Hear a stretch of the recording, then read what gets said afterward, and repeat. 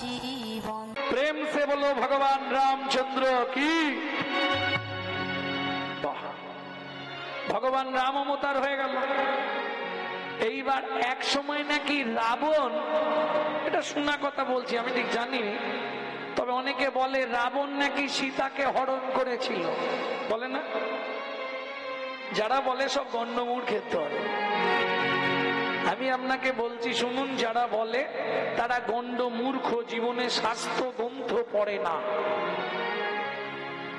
রাবণ নাকি সীতাকে হরণ করেছে। ওমা, আপনারা জানেন এক সময় মন্দোদরী গর্ভবতী হয়েছিল, মুষল দিয়ে মেরে গর্ভটা নিপাত করেছিল, মাটির ভাঁড়ে করে ভাসিয়েছিল, মিথিলায় গিয়ে ঠেকে যায়। ধীরে ধীরে বার করে নিন, কোনো ব্যাপার নেই। মিথিলায় পলি চাপা পড়ে গেছিল। মা বসুন্ধরা ওই রক্তপিণ্ডটাকে মানুষ করে। জনক রাজা হাল করতে করতে সিঁথুতে উঠেছিল বলে সীতা। তাহলে যদি মন্দোদরী গর্ভজাতা, তাহলে রাবণের কে হচ্ছে সীতা? বিচার আপনারা করুন। রাবণের মেয়ে, তাহলে বাবা মেয়েকে হরণ করবে, এটা মেনে নিতে পারবেন? ওটা বাদ দিলাম, চলুন রাবণ যখন সীতাকে নিয়ে গিয়ে অশোক কাননে রাখলেন আলাদা ঘর করে, তাকে দেখার জন্য এক ভদ্র মহিলাকে রেখেছিলেন। তিনি কে? বিভীষণের স্ত্রী সরমা দেবী, তাই তো? প্রত্যেক দিন পারিজাত ফুলের মালা ইন্দ্রকে চেনেন তো, দেবতাদের রাজা, উনি তৈরি করে দিতেন। সেই মালাটা সীতার গলায় দিয়ে রাবণ চরণে ফুল দিয়ে পুজো করতেন। এর জন্য আপনাকে রামচরিত সুধা পড়তে হবে, সংস্কৃত। ভক্তমন্ডলী, ভক্তিমতী মায়েরা, সীতা জিজ্ঞেস করছে, বাবা কি তুমি কেন এটা করলে? রাবণ বলছে, মা প্রভু নিজেই বলেছিল যদি ভক্তিতে পেতে হয় 7 জনম, যদি শত্রুতা করে পেতে হয় 3 জনম। তাহলে আমাকে তুমি ধরে আনলে কেন? তোকে ধরে আনলাম কেন জানিস না? শোন মা, পৃথিবীতে কত জীব জন্মায়, কত জীব মারা যায়, কার সৌভাগ্য হয় ভগবানের হাতে মরণ পেতে? তোকে ধরে এনেছি মানে আমি মরবো? আমি মরলেই আমার আবার জন্ম হবে, তবেই তো আমার ঈশ্বর প্রাপ্তি ঘটবে। প্রেম সে বলো চৈতন্য মহাপ্রভু কি। ভক্তমন্ডলী, ভক্তিমতী মায়েরা, এইবার রাম আর লক্ষণ গোটা বনভূমি খুঁজছে সীতাকে। পরিশ্রান্ত হয়ে গেছে। সরজু নদীর তীরে ধনুকে চিবুক দিয়ে রাম বসেছে। মাঝে মাঝে আমরা চিন্তামগ্ন হলে বসি না, গালে হাত দিয়ে বসি না? তা রামচন্দ্র চিবুকে ধনুক, চিবুক মানে এই জায়গাটায় ধনুকটা ঠেকিয়েছে। এইবার অনেকক্ষণ পরে লক্ষণ এসছে। লক্ষণ এসে, এটা নিয়ম, গুরুজনের সামনে এলে বা গুরুজনের সামনে থেকে চলে যেতে গেলে তাকে একটা প্রণাম করে যেতে হয়, শাস্ত্রে বিধান আছে। এইবার লক্ষণ রামকে প্রণাম করছে এসে, দাদা।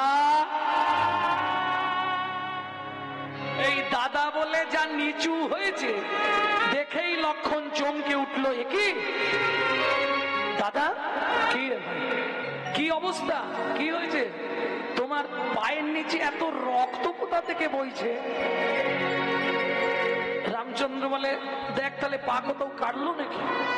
লক্ষণ ভালো করে দেখছে, কোথাও নেই। ও, ধনুকটা যে রেখেছে একটা ব্যাঙের পিঠের ওপর, চাপেতে ব্যাঙটা নাক দিয়ে মুখ দিয়ে রক্ত বেরোচ্ছে। বুঝে নিলেন? সঙ্গে সঙ্গে রামচন্দ্র ধনুকটা সরিয়ে ফেলে রেখে ব্যাঙটাকে হাতে করে তুলে কোলে রেখেছে। রেখে বলছে, হ্যাঁ রে ভেক, কি সাপে যখন তোকে ধরে তুই এতবার চিৎকার করিস, আমি যখন ধনুক রাখলাম তুই তো একবার বলতে পারতিস। ভেক বলে, প্রভু গো, প্রভু গো, আমাকে ধরে, আমি তো তখন তোমাকেই ডাকি, তোমাকেই ডাকি। এবার তুমি বলে দাও, তুমি মারলে আমি কাকে ডাকিব? তুমি মারলে আমি কাকে ডাকিব?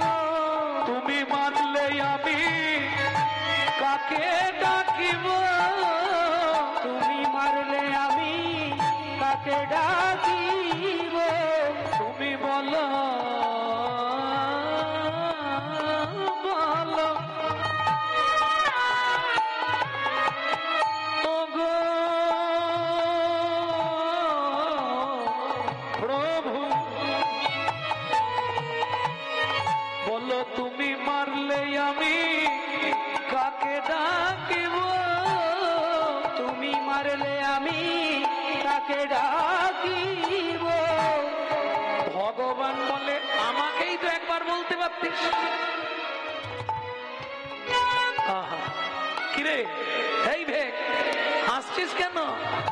সেদিনের আশা পূরণ হলো, সেদিনের আশা খেয়াল রাখো পূরণ হলো। তুমি বলেছিলে ক্রেতায় দেখা হবে না, সেদিনের আশা পূরণ হলো।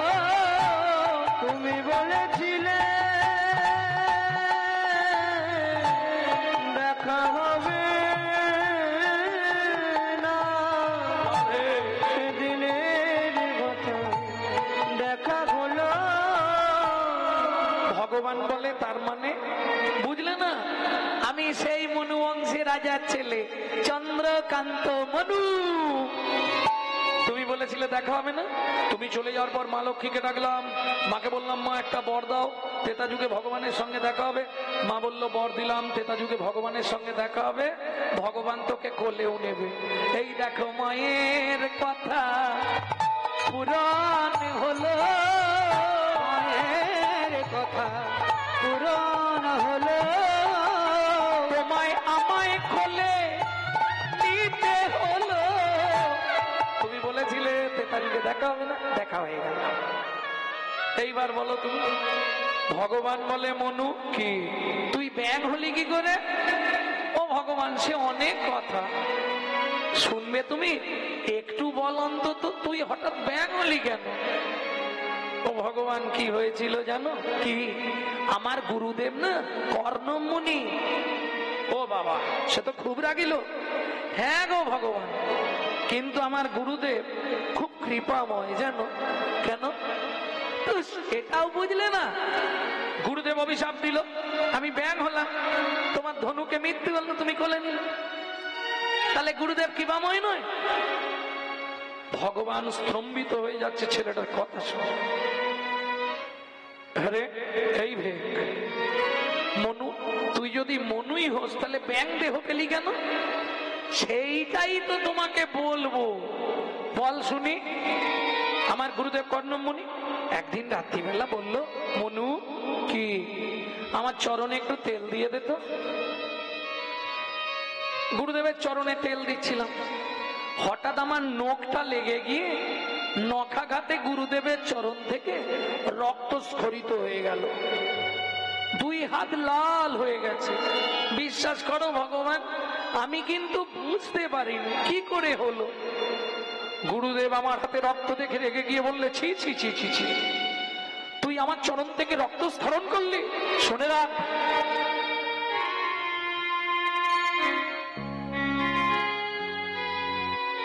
আগত জন্মে তুই ভেগ হয়ে জন্মাবি। যে রক্তস্খলন তুই আমার চরণ থেকে করলি, আগত জন্মে তুই নাক দিয়ে মুখ দিয়ে রক্ত উঠে মরবি। বিশ্বাস করো ভগবান, আমি সেদিন বুঝতে পারিনি কি করে এমন হলো। গুরুদেবের অভিশাপ পূর্ণ হলো।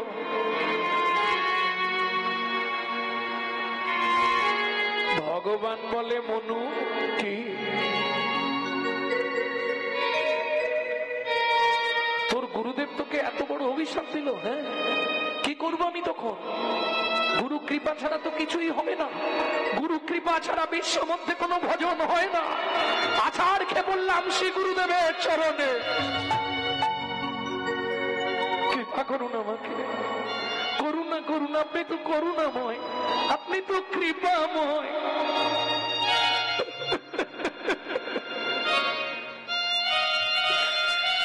তখন গুরুদেব আমার অনেকক্ষণ চরণে পড়ে থাকার পর কাকুতি মিনতি শুনে বললে, মনু কি আমি যা বলেছি সেটা তো মিথ্যা হবে না, তুই ভেগ হয়ে জন্মাবি, কিন্তু কথা দিলাম মনু, ভগবানের হাতে তোর মৃত্যু হবে, ভগবানের হাতে মৃত্যু হবে।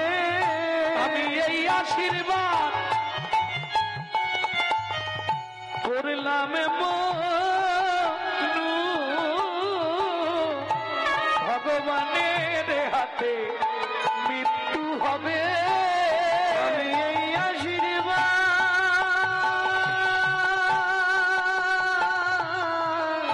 করলাম মনু, ভগবানের হাতে মৃত্যু হবে। ও ভগবান, তাহলে গুরুদেব কৃপাময় নয়?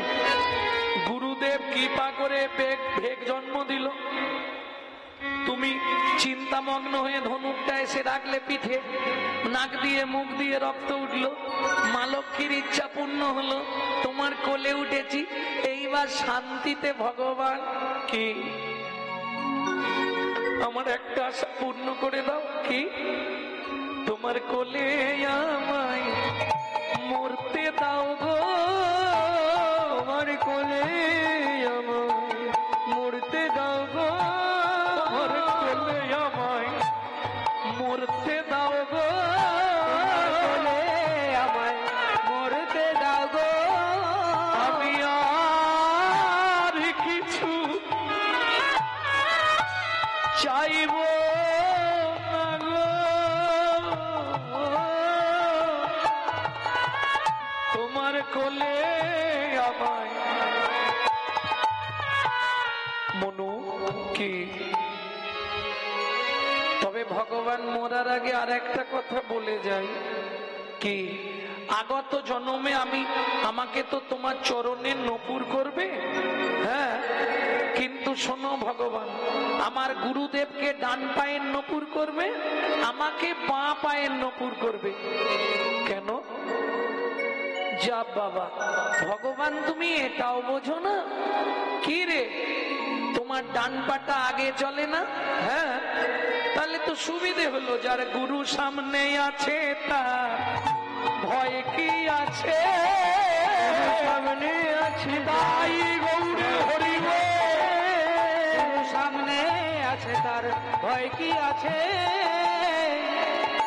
যার গুরু সামনে আছে তার ভয় কি আছে?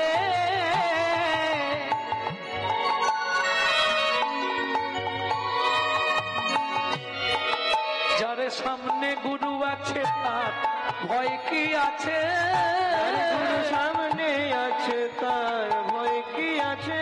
ওরে গুরু কৃপা বিনা সবই অসার, গুরু সামনে আছে যার ভয় কি আছে?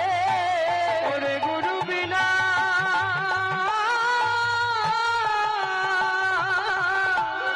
সবই অসার, গুরু সামনে আছে যার ভয় কি আছে? শুনে নিয়েছো ভগবান?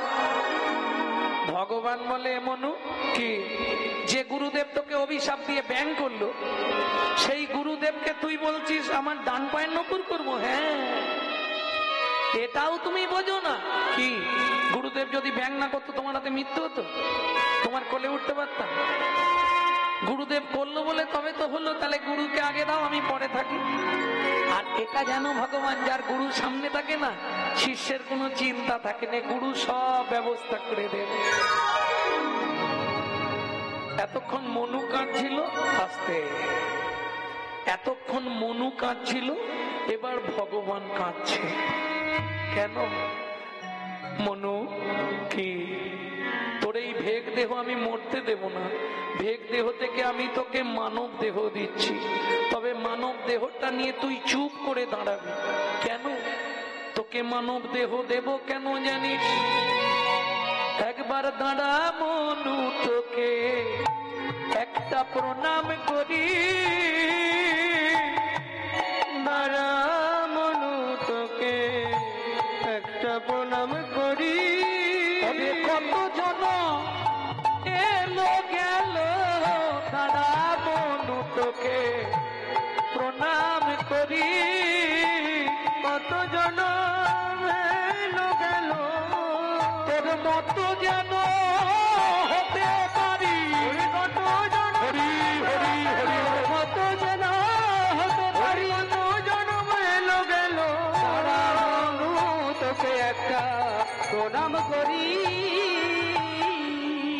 ও ভগবান, এ তুমি কি বলছো গো? শোন মনু, তুই তারপরে যাবি, শুধু তাই নয়, তোকে কলিযুগেও আমার চরণে করে নিয়ে যাব। সত্যি ভগবান? হ্যাঁ রে সত্যি। তবে শোন, যেদিন 24 বছর বয়সে আমি সন্ন্যাসে যাব, তোকে আমার বিষ্ণুপ্রিয়ার কাছে রেখে যাব। তুই নপুর হয়ে প্রিয়ার কাছে থাকবি। কেন ভগবান?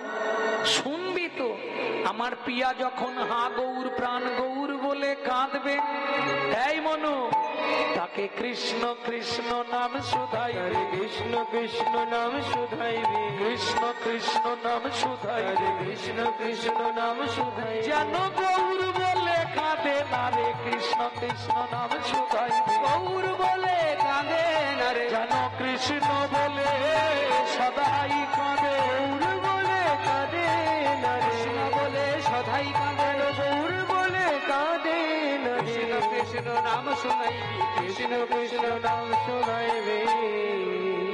ভক্তমন্ডলী, ভক্তিমতী মায়েরা, এত বড় করুণাময় অবতার আর জীবনে হয়েছে? কত অবতার এলো গেল, আমার গৌরের মতো কেউ হবে?